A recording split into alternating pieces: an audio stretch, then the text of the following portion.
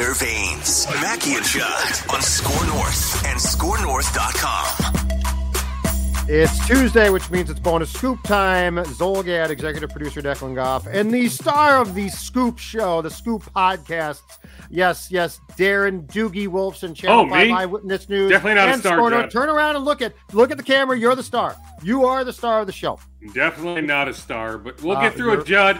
I just got back from the dentist. Yep. So yours truly had multiple cavities for the first time in a really long time. My mouth, Doogie. like, I don't know sugar. how long this numbness is going to last. Like, my mouth, like, I look okay, I think. I'm you look talking great. Okay, I think you look great, Dukes. My mouth is like, seriously, it's like I took like a Mike Tyson left hand, like right here. It's all jacked up. Oh. Cut down. You know what, Doogie? Take away the sugar, the candies, the non-diet soda. It's going to help you out. Here's where it's tough, Judd. So I've got two kids who love candy, who, going back to October 31st, Halloween, hit like 300 houses. So guilty is charged. Like, it was inevitable. As they leave their candy bag out, what do I do? It's one after another. And so going back to October, I consumed a ton of candy. Then went to the dentist for my yearly checkup. Second week in November. Like, it was it was really bad timing. Your timing's off. So the cavities hit me. I think they had been there for a little bit anyway, but everything got sped up after I ate all that candy after Halloween. And lo and behold, I got those cavities filled today. Well, I'm glad that you got the problem taken care of. Next year, dentist, like 3 months from October instead of right after.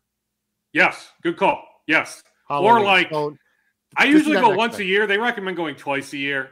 I typically go once a year. Yeah. Like, I'll time it out and try to make it like in the summer as opposed to like November, December. Normally, I push it back, right? And then for insurance purposes, I need to get in before the calendar flips. And so I've done this year after year. I get in November or December. Your pain. I need to plan ahead a little bit better. I need to get in during the summer. All right, scoops wise, let's start with they're red hot, they're not red hot, they're red hot, they're not red hot Timberwolves, who again are red hot. What can you tell me about the Wolves? Well, they still have 5 guys in the health and safety protocols, situation, right? Anthony Edwards and Taurean Prince and Josh Okogie, Patrick Beverly, Jared Vanderbilt. I checked on 3 of those guys before this conversation, Judd. All 3 are pretty much asymptomatic. It is very frustrating that they have to isolate, yet they are feeling fine. I know the NFL is transitioning to some new protocols. It's the time the NBA takes a look at the situation and says, okay, if guys are vaccinated, in this case, these guys are vaccinated and they are asymptomatic, what about allowing them to play? I just know for a majority of those guys, I haven't checked on all 5, but a majority of those guys, they could play tonight in Dallas. Interesting. Do you have an inkling that the league would go in that direction? Because football is going in that very direction starting this week.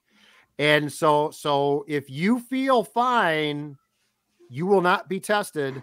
If you tell them, I don't feel fine, you will be. My guess, a lot of guys on good teams are going to say, I feel fine. Is there any inkling or reason to believe, Doogie, that the NBA would go in the direction that football has gone in right now? There's not. I would say it's fluid.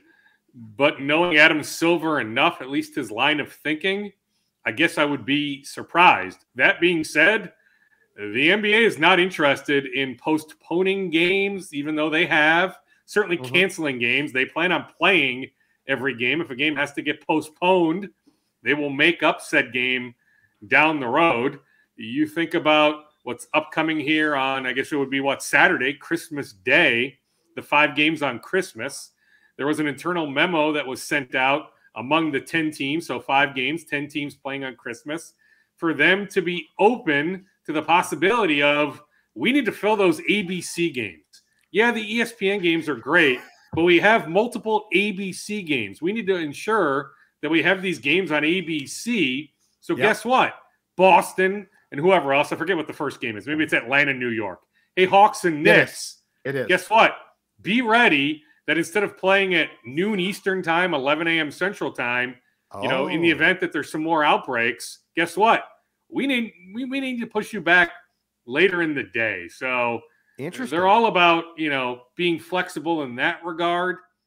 It is unbelievable, though. I mean, you look on social media, Judd, about every 5 minutes, there's a new player that pops up on the list. Like 5 minutes ago, it happened to be Contavious Caldwell-Pope of the Washington Wizards. This morning, Fred VanVleet, really good player for the Toronto Raptors. I'm telling you, during the course of this conversation, if Declan has Twitter up, we'll see yet another announcement. I did check this morning just to see if any more Timberwolves have tested positive. I've not heard of any further positive tests. But I'm telling you, much like the situation as a whole, each individual team, it's fluid. My phone is handy. I will certainly pass along if any news develops. And now, so because of what you just talked about there, Doogie, teams are now being given far more ability to also sign players quickly and play them, correct? Yeah, they are. So, I mean, there are dozens upon dozens of players that are signing 10-day contracts right now. In fact, Twin Cities native Ade Murkey was with the Wolves in the preseason last year, played for the Iowa Wolves. He transitioned to Sacramento's G League affiliate in the summer. He just got called up by the Sacramento Kings. So that's a really cool deal for a Twin Cities kid that has flown under the radar. He went out to the University of Denver, played at St. Croix Lutheran in West St. Paul, then went to the University of Denver. You're in the Summit League. You fly under the radar. He wasn't even first team all conference.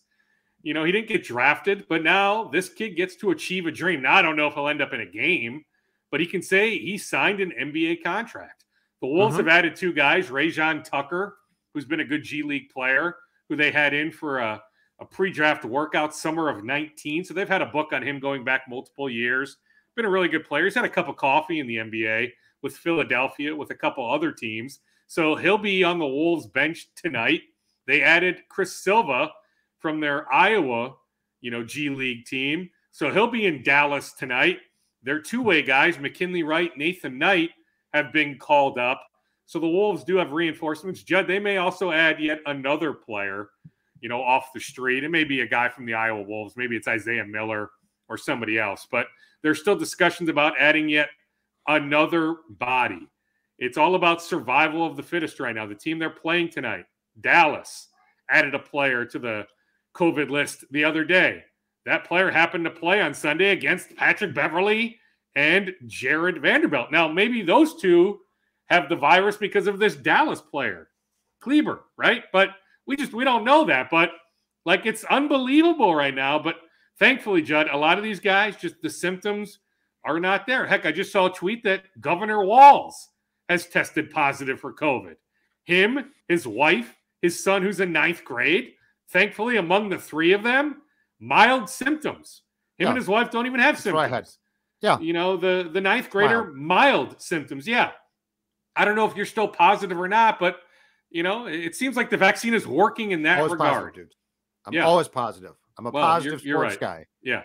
Yeah. That's why you're the sports glass guy, right? half full. Yeah. Glass half full. Damn it. That's when I think of Judd's Allgate, I definitely think of glass half full. But, so you think about all these tests, and for these NBA players, they need to produce 24 hours apart 2 negative tests. Yep. So even though they're asymptomatic, if they're still, testing positive, they can't necessarily play. But I'm telling you, the good thing is, most of these Wolves are feeling just fine. So as soon as they can produce that second negative test over a 24-hour period, they will be back in. But as far as I can tell, nothing has changed in regards to tonight's game.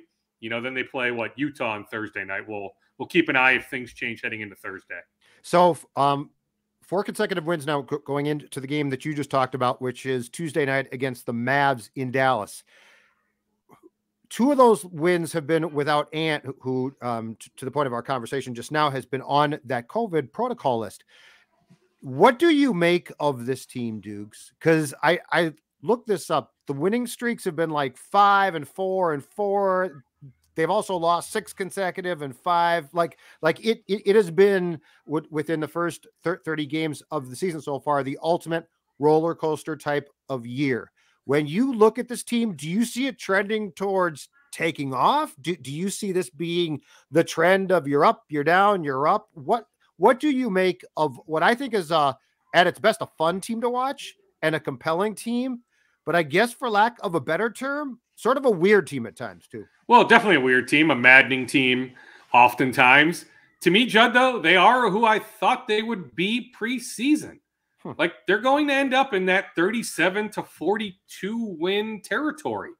Maybe they can skew over 500, but unless reinforcements are brought in from the trade market, which Sachin Gupta continues to talk to teams about, and if I had to bet, it may not be a monster trade, but I anticipate at least a minor trade. So some sort of reinforcement being brought in to help the front court. So let's reevaluate when that move is made. The trade deadline isn't until the second week of February, but, they're talking right now. Heck, they can make a trade, tomorrow. It takes two to tango, but they're very open-minded to doing something immediately. But as long as we're evaluating this current roster, I think they fall in that sweet spot of 37 to 41, 42 wins. That's what I thought preseason. But the roller coasters are fascinating, right? It's a 6-game winning streak, a 4-game winning streak, but a 7-game losing streak. They are a really good team when they have their full complement of players. We know how good the starting five of D'Lo, Ant, you've got Vanderbilt, you've got Cat, and who am I leaving out there? Bev, I guess, right? Mm-hmm. That fivesome is really, really good. Find a way to keep that fivesome together for 72 games or so. They should skew closer to the 42 win mark, not the 37 or 36 win mark. I'll also say they've caught some breaks along the way. Now, hey, they played without Ant, right? They'll play tonight without 3/5 of their starting lineup. So who should we be, in terms of talking about breaks? But, no Luka Doncic on Sunday, no Luka Doncic tonight. You play Portland with Damian Lillard just coming back from being out multiple weeks. No CJ McCollum, right? Dallas is dealing with some guys being out. Sure, they were controlling that game on Friday against the Lakers pretty good, but Anthony Davis did miss over half the game, right? Now, he's out a month. But I'll tell you what, like, if you're the Wolves, I think it's okay. Like, I don't think it's nuts, Judd, to start thinking about a realistic path to securing a 6 seed, a top 6 seed. I don't know if you get as high as 5, but could you get to 6? Phil would be so excited. Look at the Lakers right now. That's a team with so many warts. Dallas? Now, when Dallas has its full complement of guys, Dallas is better, in my mind, than the Wolves. But they may be dealing with some stuff for a little bit. Now, Kristaps Porzingis, questionable tonight. He's always an injury roller coaster, right? Mm-hmm. Even Luka's, had his share of issues. He's too fat. He's too fat. Well, he admitted that. Yeah, he admitted that. Yeah, take off those. Yeah, he's still one hell of a player, right? Even at 260 pounds. Yeah, but he's even admitted that in recent weeks that he came into camp just out of shape. But yeah, I mean, like Portland, we don't know when McCollum will be back. Denver, Jamal Murray's still going to be out for at least a couple months. Michael Porter Jr. out for the year. Dozier, a good role player, out for the year. Like, if the Wolves can catch, some injury luck the rest of the way, hopefully D'Angelo Russell doesn't have, an ankle that's nagging him, throughout the year. Like, I'm telling you, like, I don't think it's nuts to think about them finding a way to ascend as high as that 6 seed. Maybe it's more realistic that they fall in that 7 to 10 category. I know Houston has won some games over the last few weeks. I know Oklahoma City plays really hard. Maybe even New Orleans is playing a tick better. Maybe Sacramento and San Antonio are playing a tick better. The Wolves, Judd, are clearly better than those 5 teams, right? So you don't need to worry about finishing 11, 12, 13, 14, or 15 in the Western Conference. You are going to finish in the top 10, unless, multiple catastrophic injuries occur. But you are going to finish in the top 10. Now it's all about, to me at least, seeding. So they're in a good spot. They are, and remember, it was a few weeks ago we started to look at their schedule for December, and we're like, like, when's their next layup game? And we came to the conclusion it's early January against Oklahoma City. It really don't matter right now. Like, we're past the 1/3 mark of the season. This is a pretty healthy sample size. We've seen enough to say, okay, like, finally, we've been yearning for this. Now I get it. 3 years ago, April of 2018, we had it for a stretch. But we've been yearning for meaningful basketball in April. We are going to get meaningful basketball here coming up in April. Gotcha. Dukes, I believe I saw 538 has them at 40 and 42 by the end of the year, which would put them at the 8th seed. And I think ESPN, and I might have this flipped, excuse me, but basically around 500 and them as the 7th seed. So basically both ESPN and 538, the data-driven websites, they are suggesting that the Wolves will be inside the top 8 and should have about a 60% chance as it stands now to make the postseason. So with a little bit of luck, Declan, maybe instead of being the 8 or the 7, you find a way to slip up to that 6th seed. Like, I'm just saying, it's not ridiculous to talk about, which, you know, the bar is significantly low for this franchise. We're not expecting a whole lot, you know, but I don't think it's nuts to raise that bar ever so slightly and say, okay, while the play-in tournament, we'll take it. We'll welcome it with open arms. Like, let's find a way to avoid the play-in tournament. Let's get all the way up to that 6th seed. Transitioning to the Vikings, who won against the Bears last night in Chicago, and Doogie, what I think might have been one of the, and this is saying something because there's a lot of bad games, one of the ugliest games, but a win. In my opinion, while this did temporarily put the Vikings in the 7th seed, and obviously if Washington beats Philly tonight, the Vikings will fall to 8th, and Washington will jump into that last playoff seed in the conference.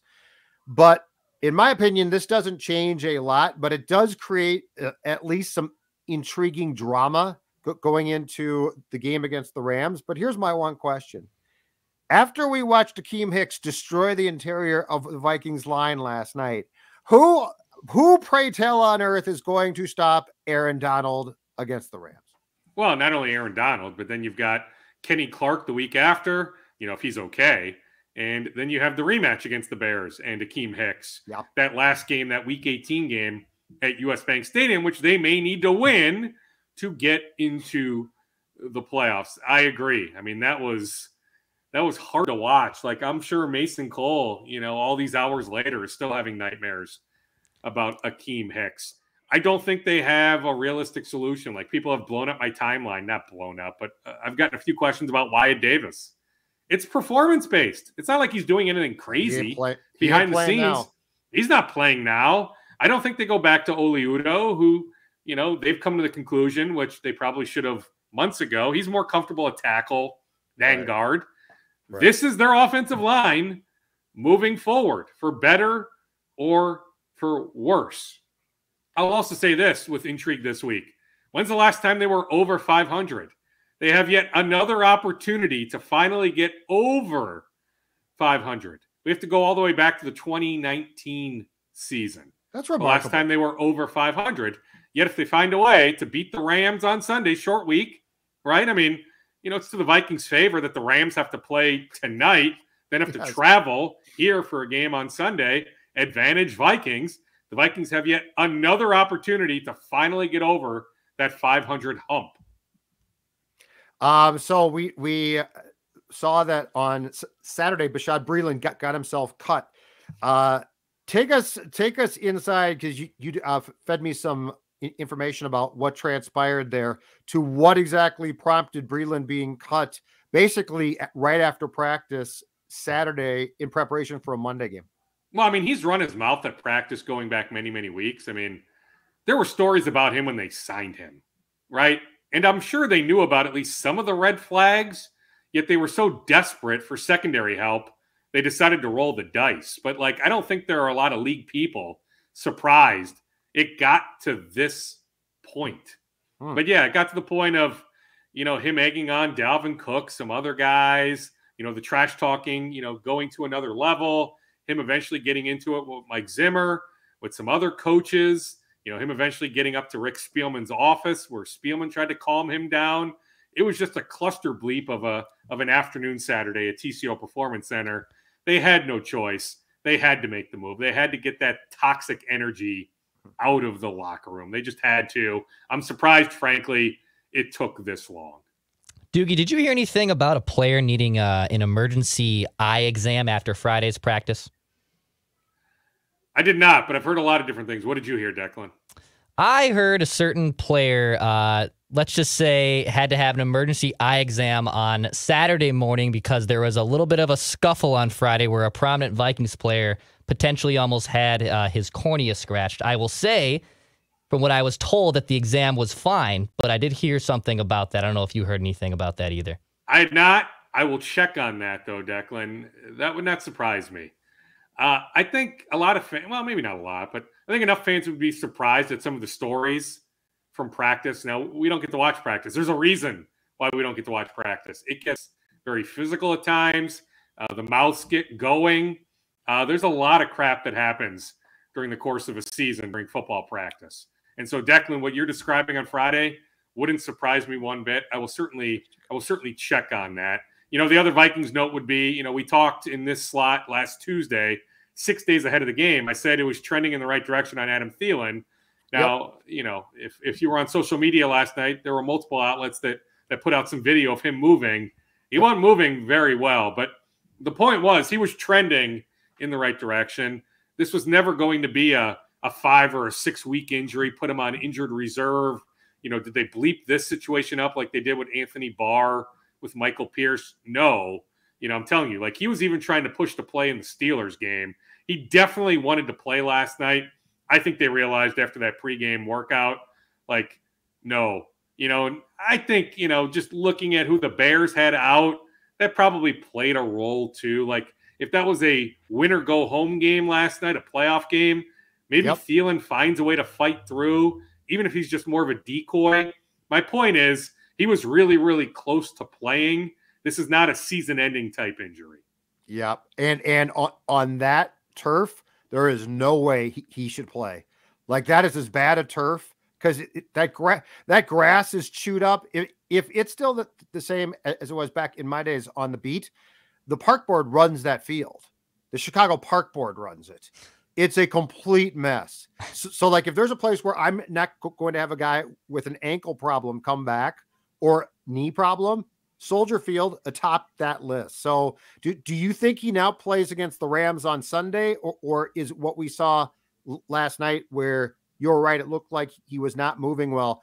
Does he probably not play until the Packers game in Green Bay the next week? Do you think? I mean, I think there's a realistic chance he plays against the Rams, but let me remind you, I mean, it's a borderline grade 2, grade 3 type sprain. That is a many weeks type recovery. So if he plays even against the Rams, that's pushing the timeline up pretty significantly. But I'm telling you, like, he was pushing. I'm telling you, when he woke up yesterday, I'll just tell you this, Jeff. When he woke up yesterday in Chicago, his mindset was, I'm playing tonight.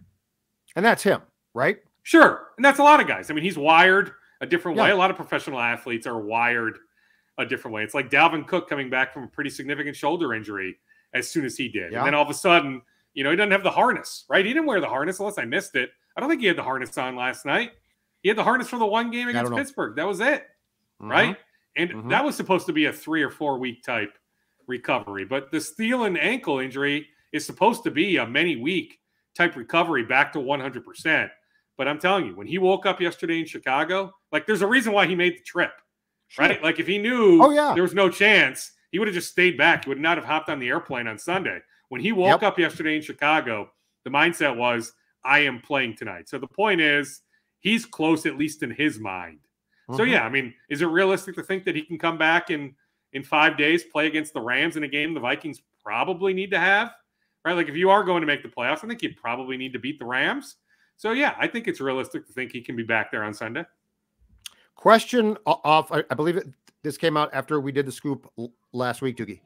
And you came to my house to watch this game. So I know on the surface why the Colorado Buffaloes saw that Mike Sanford Jr. ran an offense with the Gophers that put up 30 points and is the best thing since sliced bread or the greatest show on turf. But I would also imagine that the Buffalo staff sat down and watched more film than just one game. Bowling Green film, for instance, Illinois film. What is your theory, or perhaps what have you heard about how the heck Mike Sanford Jr. has bamboozled another program into hiring a guy who every offense he touches, play calling wise, in my opinion, gets worse, not better? Yeah, I mean, it's been a multi-year down spiral, right? You know, you can maybe go back 10 years and point to some success, but in the last few years, it hadn't been there. It's recruiting inroads, Judd. He's got a lot of West Coast connections. It's Colorado looking at itself and saying, can we do markedly better than him? Wow. So I'm not surprised he landed another opportunity. I'm not sure I would have bet it would have been a Power 5. I may have bet more on, a Toledo type school, an Akron type school, but I'm not shocked that he's been given another opportunity to call plays. He's got enough relationships, right? And he can still point to, okay, like you want to point to the Illinois game. He can say, frankly, it didn't matter what the heck I called that game. They physically manhandled us. They kicked our ass in the trenches, both sides of the ball. We can point to different reasons why they failed miserably in the Bowling Green game, but the Illinois game, that one a hard one to dissect. Like Illinois' defensive line, Illinois' offensive line kicked the Gophers' ass. It was the one game a year that Sam Schluter, left tackle, who's good. It's the one game a year. He's had one game a year going back multiple years where he gets overrun.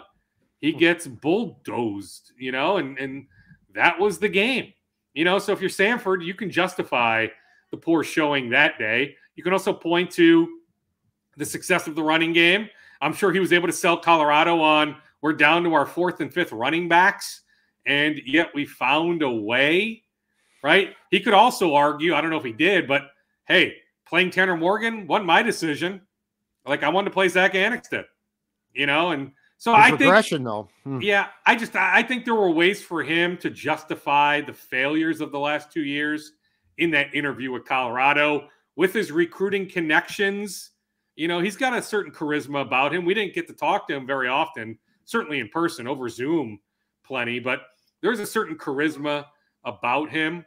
Like, he's got this presence about him where I'm just telling you, right or wrong, I'm just telling you, I'm not surprised that he landed another job this fast. Godspeed. Final scoops. Well, I'm happy. Yeah, I'm happy. I was over at St. Thomas for men's basketball practice on Friday. Johnny Tower, the head coach over there, one of my guys. Super happy for him. They won their Summit League opener last night. They're now 6-6 in this first year of Division I.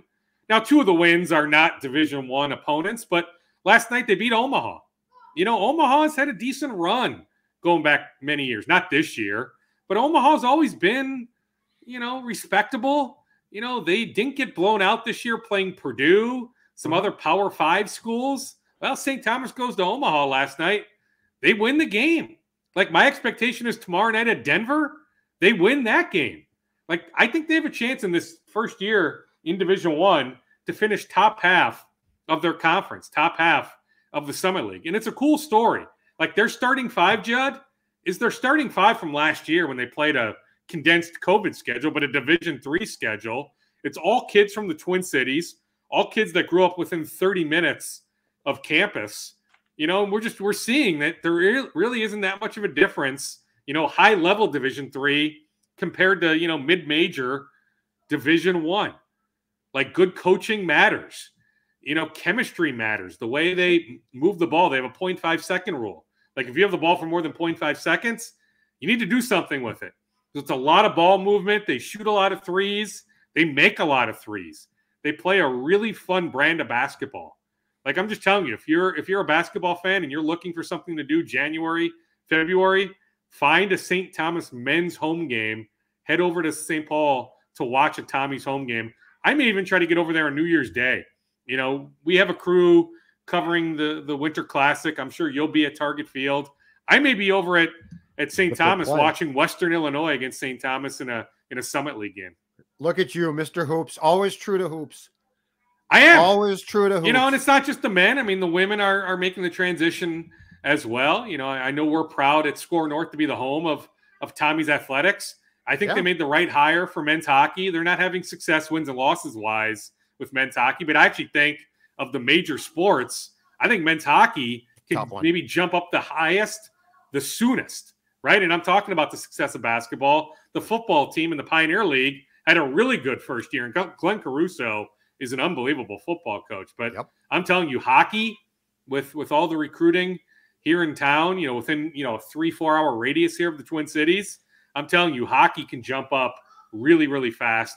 And behind the scenes, Judd, they continue to make pretty good progress in an arena. Like, I think we'll have news. It may not be in the next 2 or 3 months, but maybe at some point in 2022, Highland Park, close to campus. Yeah, I've heard similar scoops too, that they're in talks of building a new arena. Nice. Mm-hmm. Yeah, I've heard similar scoops too. They're making progress. Very nice. All right, sir. We'll talk to you on Thursday for more scoops, and then next Tuesday, hopefully, for more bonus scoops. Always enjoy it. Thanks, Doogie. Sounds good, Judd. Yeah, my mouth is still numb, and I'm coughing. I'm still You did fighting, a great job. whatever. Great job. Great job. No, So, yeah. You came through this week. Nice Okay, work. sounds good. You See want to you talk later. on Thursday? Thursday? Yep. Okay, Thursday. we'll talk Thursday. I'm good. Love Perfect. See you, boys. Bye-bye. See ya.